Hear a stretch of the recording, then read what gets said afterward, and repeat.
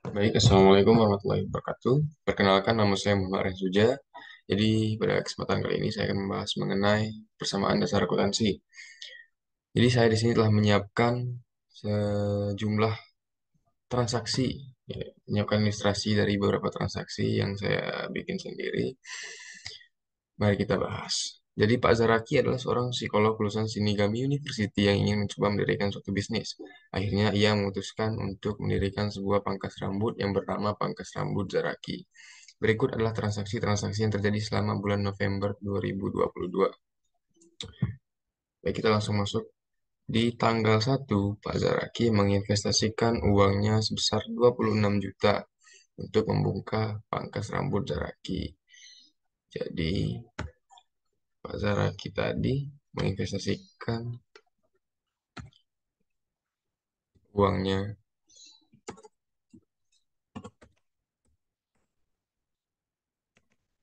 sebesar 26 juta.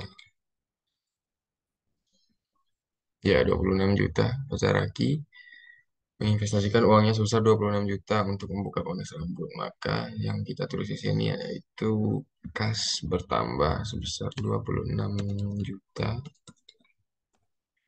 dan juga masuk ke modal pemilik sebesar 26 juta juga.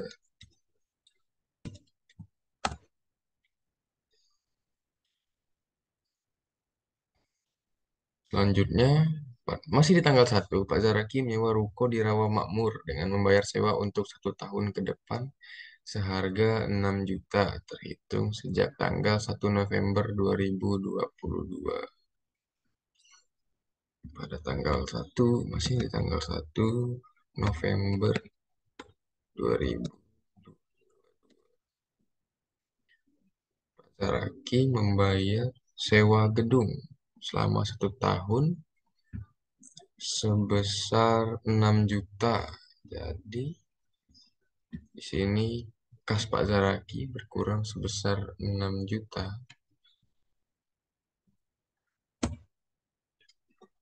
6 juta. Dan juga masuk di akun sewa dibayar di muka sebesar 6 juta.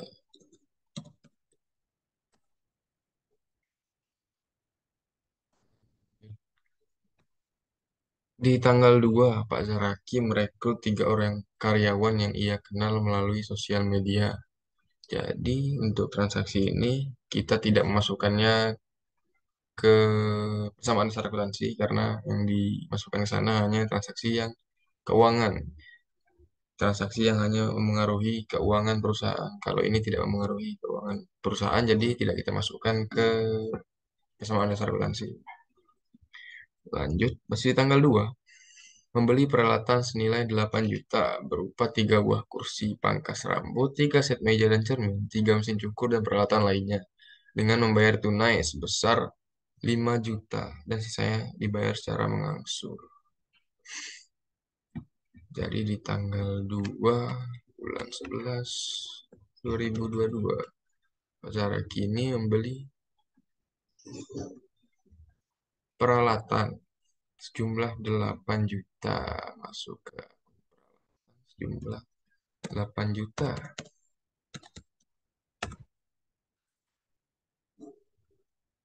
dengan membayar tunai sebesar 5 juta, berarti kasnya berkurang sebanyak 5 juta.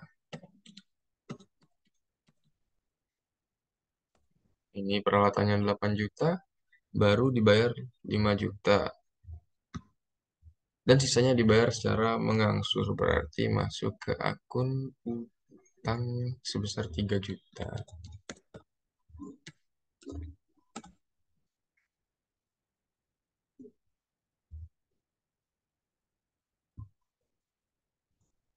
Lanjut ke transaksi berikutnya. Masih di tanggal 2, membeli perlengkapan pangkas rambut senilai 500.000.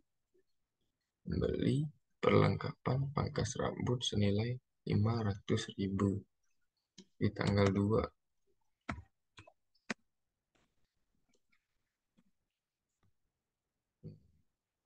perlengkapan 500.000, berarti kas berkurang 500.000. Kemudian perlengkapan bertambah sebanyak 500.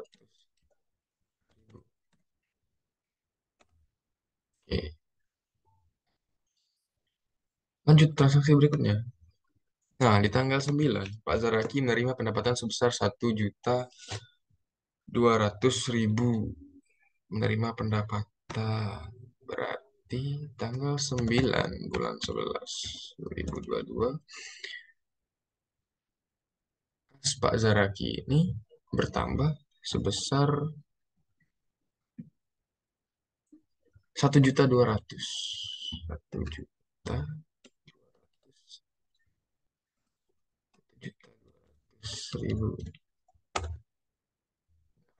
Kemudian pendapatan 1.200.000.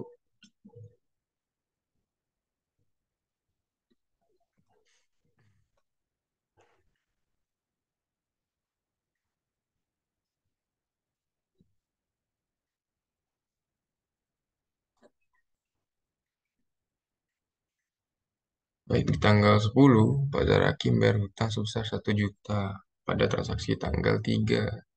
Membayar hutang sebesar 1 juta di tanggal 10. 10.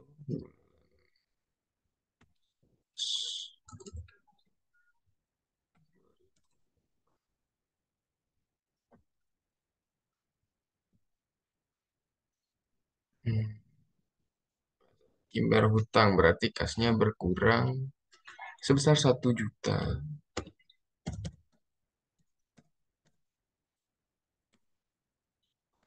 1 juta, kemudian hutangnya dibayar 1 juta berarti berkurang juga besar 1 juta. Sebentar kita perbaiki yang tadi, transaksi tadi.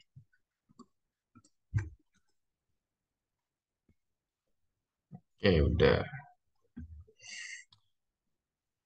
Kemudian lanjut di tanggal 12, karena dirasa cukup ramai, Pak Zaraki membeli kursi untuk menunggu antrian sebanyak 5 buah senilai 500.000.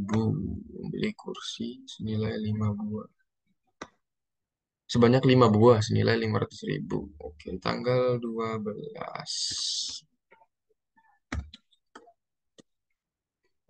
Ini membeli kursi 5 buah 500.000. Berarti kasnya berkurang 500.000.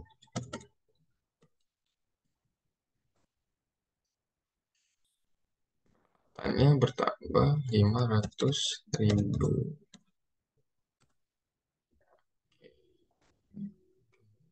Lanjut transaksi berikutnya.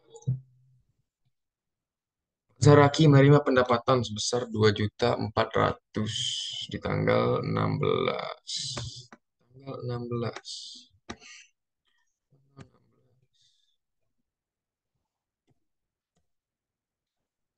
Menerima pendapatan sebesar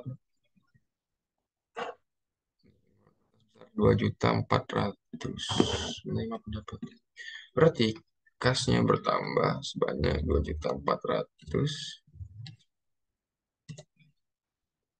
Kemudian pendapatan bertambah 2.400.000. Lanjut transaksi berikutnya. Di tanggal 17, Pak Zarki melunasi sisa hutang pada transaksi tanggal 3 sebesar 2 juta. Membayar hutang lagi sebesar 2 juta di tanggal 17. Bayar hutang senilai 2 juta, berarti kas berkurang 2 juta. Akan membayar hutang, dikarenakan membayar hutang, berarti hutangnya berkurang sebesar 2 juta.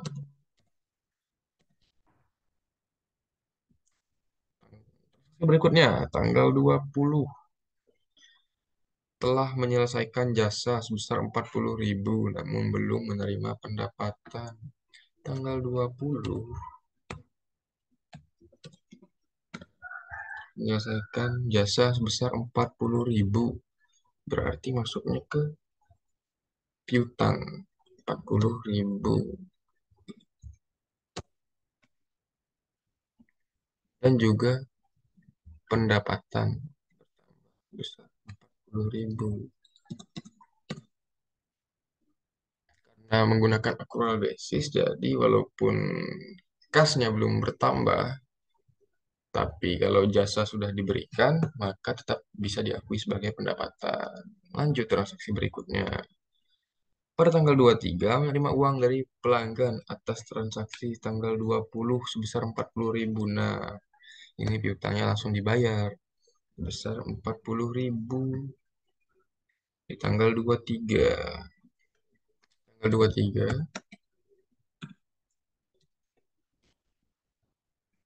menerima pendapatan pada transaksi sebelumnya 40.000.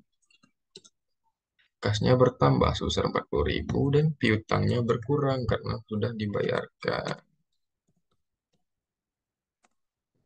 Oke, lanjut. Masih tanggal 23, Pak Zaraki menerima pendapatan sebesar 2 juta. Oh, udah menerima pendapatan lagi tanggal 23.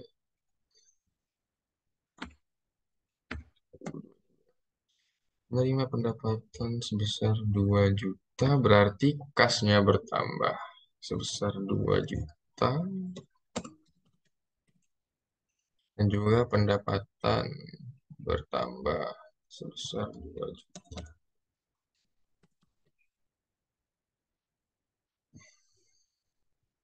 Hmm.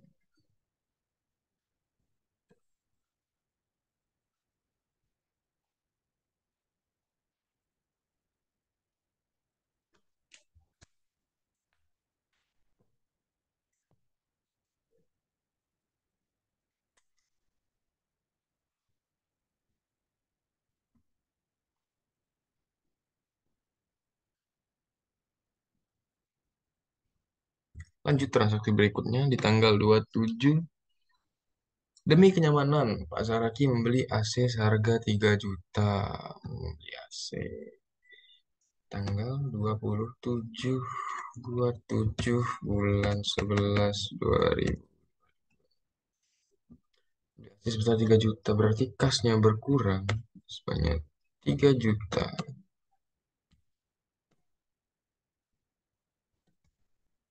Dan juga peralatan bertambah 3 juta karena AC-nya harganya 3 juta. Lanjut transaksi berikutnya. Tanggal 30 Pak Zaraki menerima pendapatan sebesar 1.400.000. Tanggal 30 pendapatan 1.400.000. Masuk ke akun kas bertambah 1.400.000 dan pendapatan juga bertambah sebanyak 1.400.000.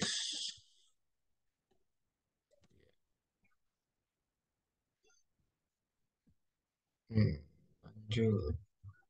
Masih di tanggal 30 Pak Zaraki membayar biaya listrik dan air sebanyak 600.000. Listrik dan air. Kasnya berkurang di tanggal 30 kas berkurang sebesar 600.000. Kemudian beban 600.000.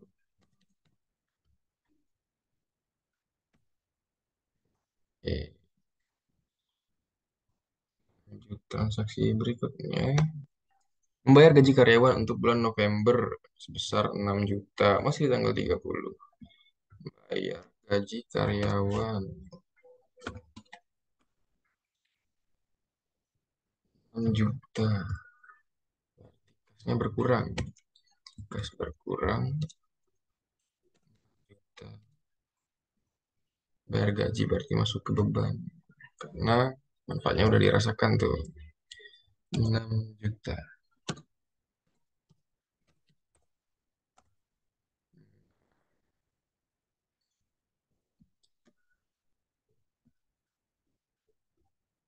Selesai transaksinya udah selesai, tapi nggak balance.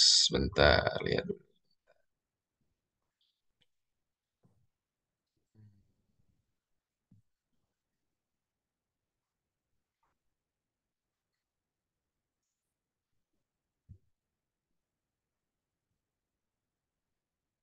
Di mana masalahnya ini?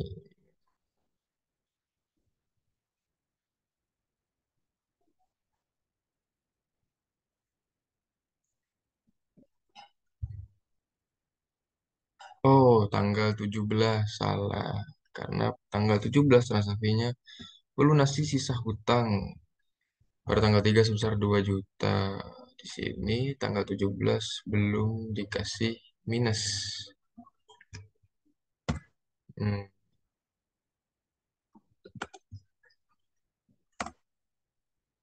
oke, udah dibenerin dan ya balance. Ada kesalahan sedikit karena lupa ngasih minus tadi. Jadi mungkin sekian pembahasan dari saya mengenai persamaan dasar akuntansi. Apabila ada kesalahan, saya mohon maaf. Terima kasih. Wassalamualaikum warahmatullahi wabarakatuh.